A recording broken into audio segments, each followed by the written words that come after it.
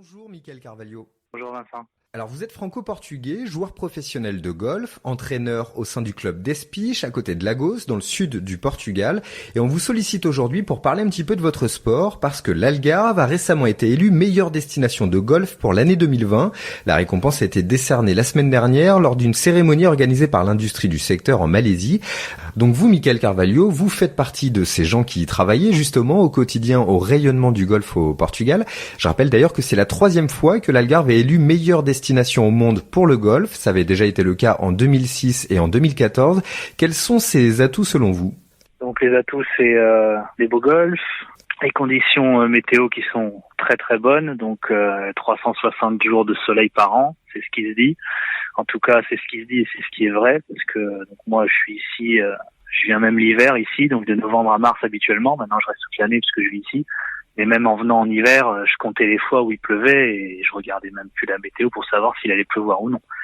Donc l'hiver, c'est un temps printanier, il fait 20 degrés. L'été, il fait 40. Il faut aller jouer plutôt tôt le matin ou tard le soir. Et sinon, chaque golf a des panoramas magnifiques à offrir, que ce soit vue sur la mer, vue sur les montagnes, vue sur les pins, vue sur la forêt. Enfin, il y a vraiment de belles images à prendre. Et donc les conditions de terrain sont vraiment bonnes. Donc comme je disais, il n'y a pas de pluie, donc il n'y a pas de boue. On joue en basket, pas besoin de salir les pattes. Les greens sont sont de bonne qualité. Les bunkers aussi, les fairways, tout est bien tracé, tout est bien dessiné et ça fait plaisir à jouer. Et donc vous, justement, parlons un petit peu de vous. Vous travaillez dans l'un des golfs de l'Algarve, donc au golf d'Espiche, à Lagos. Quel était votre parcours avant ? J'ai vu que vous étiez originaire de la région parisienne, c'est ça ? Oui, tout à fait. Donc moi, je suis né à Paris quand mes parents portugais ont décidé d'aller vivre là-bas.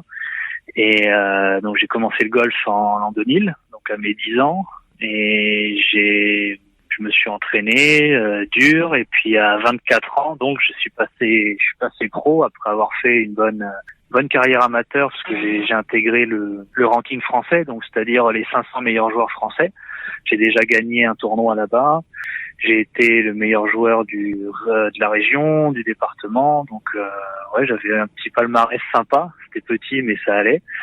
Suffisant pour ensuite passer pro, et puis j'ai passé le diplôme, donc à Paris toujours, et ensuite j'ai enseigné 2 ans au golf de Célie-en-Bière, dans le sud de l'Île-de-France, et je suis allé 2 ans au golf de Sancerre, tout en même temps, c'est-à-dire pendant 4 ans en fait, je jonglais entre l'enseignement et venir au Portugal jouer sur le circuit professionnel.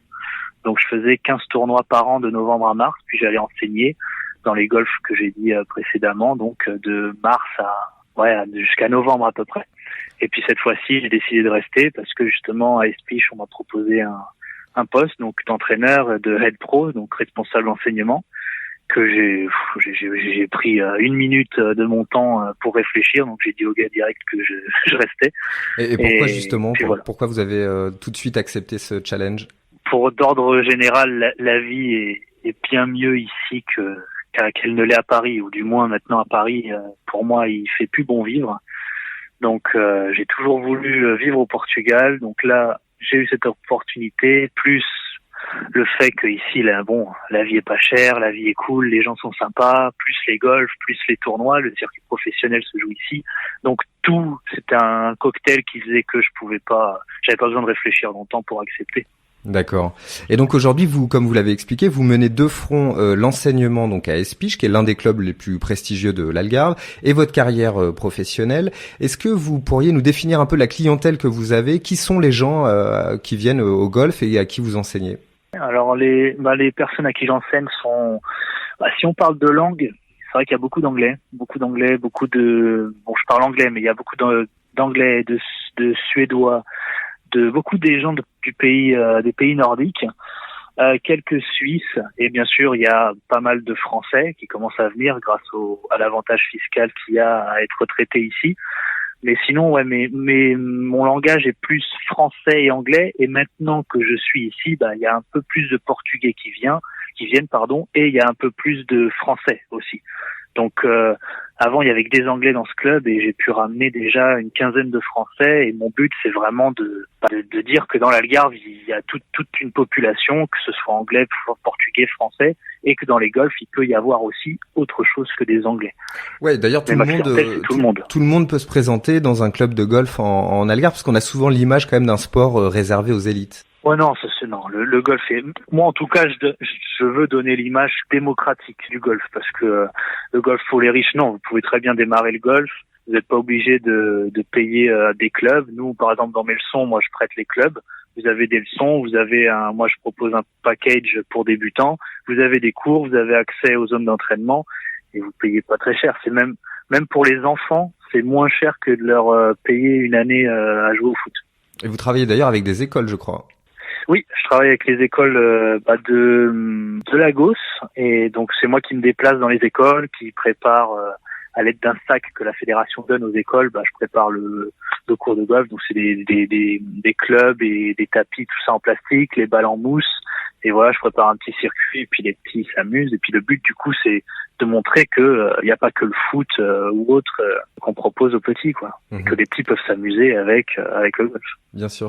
Et j'ai lu également que donc dans votre club à Espich, il y avait aussi un très beau clubhouse, n'est-ce pas? Oui, il a été, après je me rappelle plus trop, mais il a été élu, oui, le plus beau clubhouse, nouveau clubhouse. Parce qu'il a ouvert en 2012, donc il a été élu plus beau nouveau clubhouse. Ouais. Et on sait que l'Algarve est plutôt bien référencée de ce côté-là. Il y a de très beaux clubhouse au sein des clubs de golf un peu partout dans la région. Mais au-delà de ça, vous qui avez connu les deux pays, quelles sont les différences selon vous entre les golfs en France et au Portugal? Qualité d'entretien. Mais après, on peut pas, si vous voulez les mêmes qualités d'entretien qu'il y a ici, quel que soit le golf où vous allez au Portugal, il faut que vous alliez dans un golf privé en France pour retrouver cette même qualité. Privé, donc là, il faut de l'argent. Les autres golfs, malheureusement, ils sont dans une optique de gagner de l'argent, donc d'avoir moins de personnel pour faire une rentrée d'argent un peu plus grande, ce qui veut dire qu'il y a moins de jardiniers pour s'occuper des terrains. Par exemple, un grand parcours comme Célie ou comme un autre grand parcours d'antan dans les années 90 où il y avait 20 jardiniers, maintenant il n'y en a plus que 8. Donc il va de soi que les conditions de parcours sont faibles. Donc ici au Portugal, bon après c'est aussi à cause du coût. En France, le SMIC c'est 1500, ici c'est 600, donc ici on peut mettre 20 jardiniers sur n'importe quel golf. Sachant que les prix sont les mêmes qu'en France, je parle des prix des membres. D'accord. Donc pour être un an membre dans un golf, c'est pratiquement le même prix qu'en France. Donc si on exerce les mêmes prix, il va de soi que avec des SMIC aussi bas, ici on peut prendre plus de personnes pour s'occuper du terrain. Ouais, c'est peut-être du coup ce qui fait la réputation de la région et ce pourquoi donc on a récompensé pour la 3e fois donc la région de l'Algarve comme meilleure destination de golf au monde. Eh ben écoutez, merci beaucoup Michael Carvalho. Je rappelle que vous êtes joueur professionnel de golf et que vous enseignez votre sport au golf d'Espich en Algarve, juste à côté de Lagos. Merci Michael et bon week-end. Merci, à vous aussi, bon week-end. Bonjour Michael Carvalho. Bonjour Vincent. Alors vous êtes franco-portugais, joueur professionnel de golf, entraîneur au sein du club d'Espich à côté de Lagos dans le sud du Portugal et on vous sollicite aujourd'hui pour parler un petit peu de votre sport parce que l'Algarve a récemment été élue meilleure destination de golf pour l'année 2020. La récompense a été décernée la semaine dernière lors d'une cérémonie organisée par l'industrie du secteur en Malaisie. Donc vous, Michael Carvalho, vous faites partie de ces gens qui travaillaient justement au quotidien au rayonnement du golf au Portugal. Je rappelle d'ailleurs que c'est la 3e fois que l'Algarve est élue meilleure destination au monde pour le golf. Ça avait déjà été le cas en 2006 et en 2014. Quels sont ses atouts selon vous? Donc les atouts, c'est les beaux golfs, les conditions météo qui sont très très bonnes, donc 360 jours de soleil par an.